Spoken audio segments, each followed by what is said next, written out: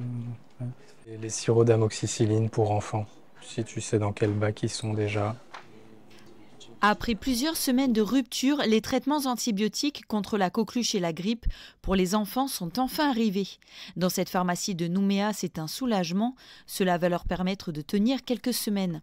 Malgré ce réapprovisionnement, l'inquiétude est toujours présente car les stocks s'épuisent vite. Donc là, c'est principalement les sirops d'antibiotiques pour les enfants, donc l'Augmentin et le Bactrim qui viennent enfin d'arriver. C'est des médicaments qui étaient en rupture, donc sur l'amoxicilline, on était à peu près depuis un mois.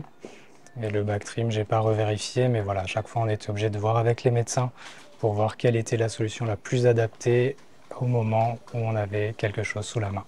Il faut déjà que l'information circule, donc que les médecins soient au courant que c'est enfin revenu et qu'on puisse décider du coup pour quel patient c'est le plus nécessaire. Des ruptures qui s'expliquent par l'éloignement avec la métropole et des délais d'approvisionnement de plus en plus longs. Le docteur Brunel Bass rappelle cependant que les antibiotiques sont très forts et qu'éviter l'intensification des maladies peut être fait à la maison. Bébé est déjà venu ici? Non, c'est la première. Oh, ok. C'était pour les contrôles des 1 mois. Des 1 mois? On avait dit de m'envoyer chez Ouais. Vous aviez vu la sage-femme jusqu'à présent? Oui. Dans le cas des antibiotiques, ce qui nous pose problème, c'est le risque d'antibiorésistance. L'antibiorésistance, c'est une problématique qui est mondiale et qui correspond au fait que certaines bactéries peuvent devenir résistantes à des antibiotiques. Donc si on donne des médicaments, des antibiotiques qui sont très forts par rapport aux bactéries, qui pourtant auraient été sensibles par exemple à l'amoxicilline, on a toujours le risque que certaines bactéries développent des résistances et qu'ensuite elles produisent des générations de bactéries après elles qui soient résistantes aussi à cet antibiotique.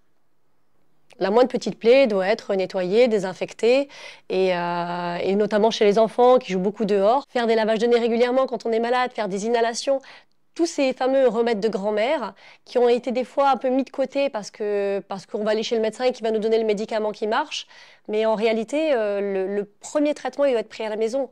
Et si on a des doutes sur ce qu'il faut prendre, on peut aussi aller voir le pharmacien. Nous, dans notre arsenal, on a plutôt on a des armes de combat, quoi. On a des médicaments qui sont forts et qui ne sont pas employés à la légère.